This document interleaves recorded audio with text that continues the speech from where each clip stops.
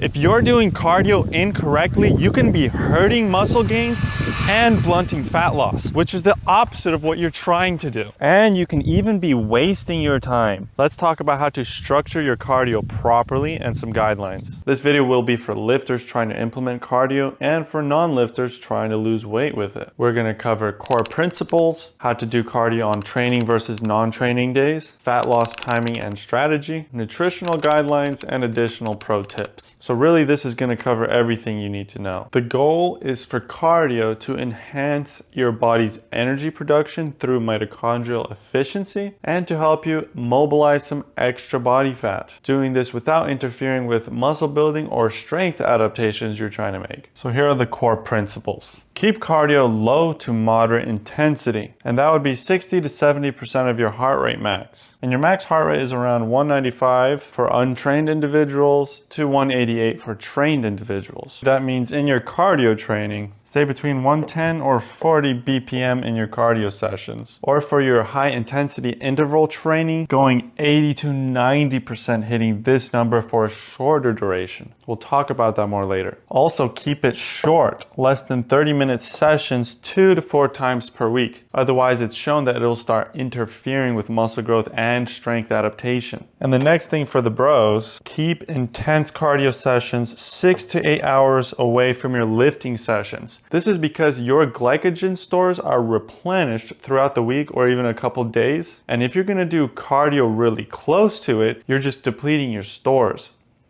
And when you try to go weightlifting and your stores are empty, this is what jacks up cortisol, which is what breaks down your muscles. Conversely, if you do your lifting session first and then do intense cardio after, you still have a problem because muscle protein synthesis or muscle growth is elevated about a couple days after you lift even still. And if you're going to go there within 8 hours with no glycogen replenishment, you're going to hammer down on your body with cardio, and being that there's low glycogen stores, it's going to jack up your cortisol, and that's catabolic. It's going to break down and impede greatly your muscle building. If you want to know the benefits of cardio, I've already made a video on that. You can click on that right here or in the link in the description. But in this video, we're talking about how to structure your cardio plan and actually apply it. Now let's talk about a blueprint for lifters trying to cut fat. The good thing is you don't have to do much of cardio. You can get away with an hour a week, allowing you to increase your VO2 max, oxygen uptake, cardiovascular health,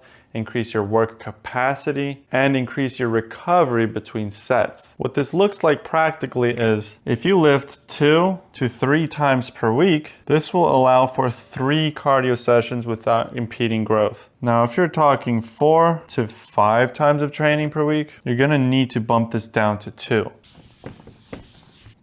Let's talk about cardio planning options. How do you implement it for lifting to non-lifting days? For training days, if you want to do some cardio before your lifting or strength training, it is advised to do 5 to 10 minutes of warm-up or low intensity of cardio since it can impede your lifting through glycogen depletion. It really is not recommended to do even a light normal cardio session before a lift. For cardio immediately after your lift, if you want to do it that day in the gym, depending on how intense your exercise was, I'd shoot for a maximum of 15 to 25 minutes of brisk walking or incline treadmill, etc. Where if you want to do high intensity interval training, now this is something you must separate by at least 6 hours to get some glycogen repletion, and ideally going into this workout with some pre-workout protein. Now this session will be around 8 to 10 minutes. Also, if you're not already doing heavier weights or moderate weight lifting, this has unique benefits. And if this was cycling, for example, you would go hard for 30 seconds and the interval would be you going easy for 90 seconds after, repeating this about 5 times. And of course, this is a faster option, maybe more fun for some individuals. The downside being you need more recovery. That can also be an upside. You don't have to train as often. Now, people also say that high intensity interval training has an afterburn effect, where you burn calories well after you've already done the session. But studies have shown that that effect is pretty minimal. So adjust your expectations and don't expect to be losing tons of weight just because you went hard for 10 minutes. While we're on this topic, let's talk about something called NEAT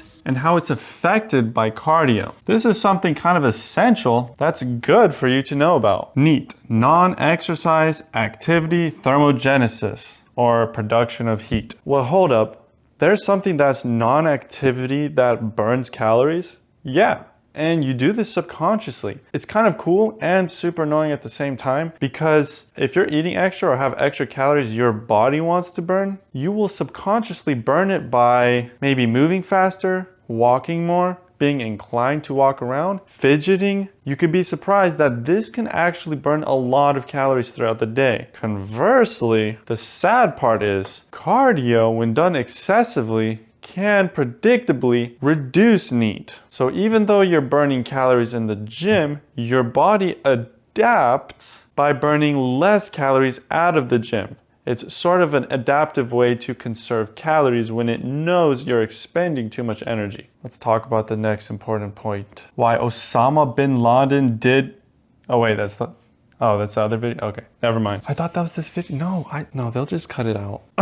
So if you want to do some cardio on a non-lifting day or a regular day, how should you structure that day? Cardio exercise selection. Now this actually matters. You should be choosing exercises that cause less eccentric damage to your muscles and ligaments, not to interfere too much with leg gains. You can still choose something that's lower impact, such as Stairmaster or incline walking, cycling, or rowing. When should you do your cardio? Anytime, anywhere. Do it in Italy. Do it in your mom's basement. Do it at 4 in the morning, or do it a few hours before bed. All that really matters is, number one, ideally you've had some protein prior to your cardio session. And number two, you're doing that consistently over time. But if you want to do your runs first thing in the morning, then do your run. What's stopping you? Or if you don't want to eat before your jog, that's fine too. At least try to get a small protein shake in before your run, maybe a couple hours before. Duration being 20 to 40 minutes of moderate to low intensity steady state cardio. The more intense you're going, the less time you have to spend. Just keep in mind the weekly accumulative stress. How many times are you lifting and jogging, and just don't exceed it. Now, number 4, protein. This is a really important point. It's recommended to have 20 to 30 grams of protein pre-workout. That would equate to a scoop of protein powder in a shake, or just a moderate protein meal, having it maybe 1 or 2 hours before the session. Why? Because when you provide your body with amino acids, blunting the stimulation